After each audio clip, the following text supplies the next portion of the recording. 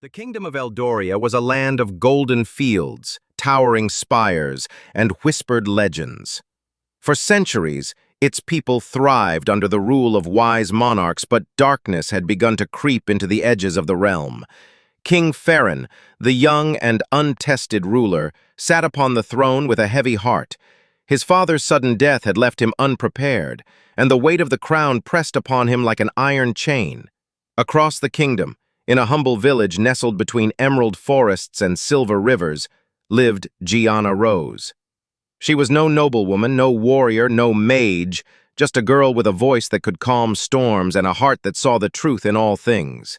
She knew nothing of kings or courts, only the songs of the wind and the stories hidden in the stars. But fate had other plans. When an ancient prophecy surfaced, one that spoke of a lost artifact capable of saving Eldoria from an encroaching shadow, King Ferran had no choice but to seek the one person the legends mentioned. The songbird of the Vale, Giana Rose. Their meeting was not one of grand ceremony, but of necessity, two strangers bound by a destiny neither fully understood. And so, their journey began. The road from Eldoria's capital to the forgotten ruins of Valtara was long and treacherous. Ferran, accustomed to the comforts of his palace, found himself stumbling over roots, his fine cloak torn by brambles. Giana, though unused to travel, moved with an effortless grace, her bare feet barely making a sound against the earth. At first, they spoke little. Ferran was guarded, his words measured, as if every sentence had to be fit for a king's court. Giana, however, spoke in riddles and laughter, her voice weaving warmth into the cold silence between them. "You don't trust me," she observed one evening as they camped beneath the sprawling branches of an ancient oak. "I don't know you," Ferran replied, sharpening his dagger with deliberate strokes.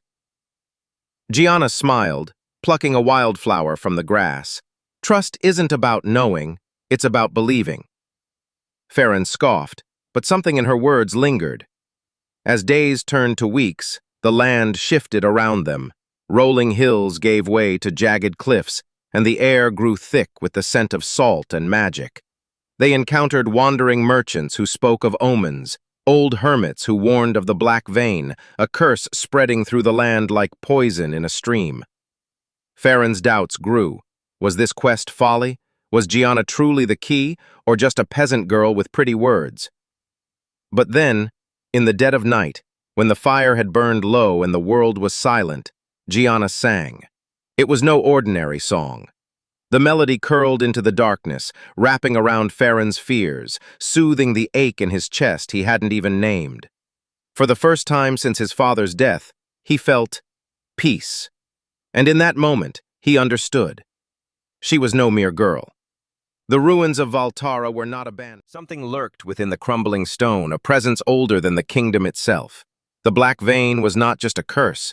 It was alive, a creeping malice that fed on doubt and despair. Ferran and Giana stood at the entrance, the air humming with unseen energy. "We don't have to go in," Ferran said, his voice tight. "There are other ways to save Eldoria." Giana shook her head. "Other ways might buy time, but they won't break the curse. The artifact is here, I can feel it." Ferran's jaw clenched. He was a king. He should command her to turn back. But when he looked into her eyes, he saw no fear, only resolve. So he followed. The ruins tested them in ways neither expected. Illusions preyed upon their deepest regrets. Ferran saw his father's ghost, whispering of his failures. Giana heard the voices of those she'd lost, calling her weak, unworthy, but they pressed on. When the ground split beneath them, Ferran grabbed Giana's wrist, pulling her to safety. When shadow creatures lunged from the dark, Giana's song held them at bay. They were stronger together, his blade and her voice, his strategy and her instinct. At the heart of the ruins, they found it, the amulet of Lyora, said to hold the light of the first dawn. But the black vein was waiting. It took form, a towering figure of smoke and sorrow, its voice a chorus of lost souls. "You cannot win," it hissed. "Every kingdom falls, every light fades." Ferran's hands shook. Giana's breath faltered. But then she began to sing, and this time, Ferran joined her. Ferran was raised to believe strength came from power, armies, gold, the weight of a crown. Giana knew strength came from something deeper, the courage to be vulnerable, the will to keep singing even when the world was silent. Together, they balanced each other, are and well for it. The amulet of untold and Leora, because it's sulling ter. Ferran kings in the counts, Endry I curd, and onder Giana as the channel by his guest. Together they balanced each other. Ferran learned to listen, not just to advisors and treaties, but to the wind, to the stories hidden in the land. Giana learned that her voice was not just for comfort, it was a weapon, a shield, a beacon. Where Ferran saw obstacles, Giana saw paths. Where Giana hesitated, Ferran acted. They were not just king and songbird. They were the heart and soul of Eldoria. With the amulet in hand, the black vein retreated, but not forever. Dark forces still stirred at the edges of the kingdom.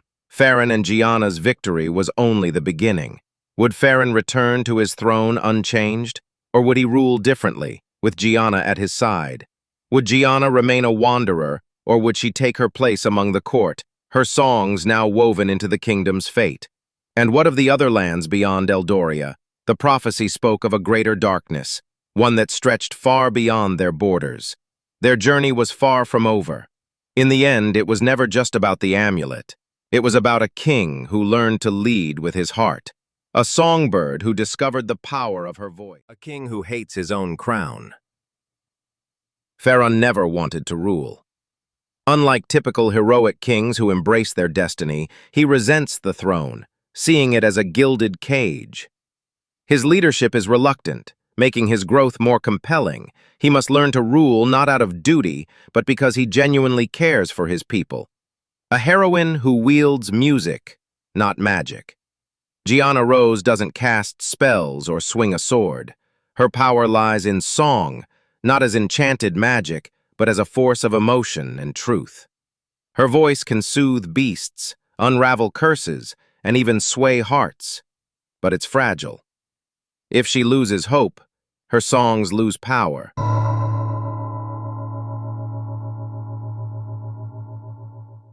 Their bond defies class and tradition. Ferran is nobility. Giana is a peasant. But their dynamic isn't a simple royal falls for commoner trope. They clash. Ferran sees her as naive, Giana sees him as arrogant. Their partnership is built on necessity first, respect second, and friendship last, making it feel earned. The real villain is doubt. The black vein isn't just a dark force, it feeds on fear and insecurity. Ferran's struggle isn't against an army, but his own inadequacy. Giana's battle isn't against monsters, but the belief that she's powerless. The greatest enemy is within. The prophecy is a lie, sort of. The legend that binds them is half-truth.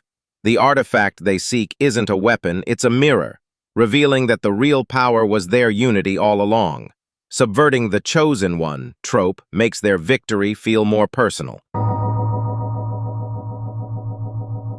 Their ending is unwritten. Most tales end with, "They ruled happily ever after." But Ferran and Giana's story doesn't guarantee peace. The black vein may return. Ferran might still be a flawed king. Giana may wander again. The uncertainty makes them feel real.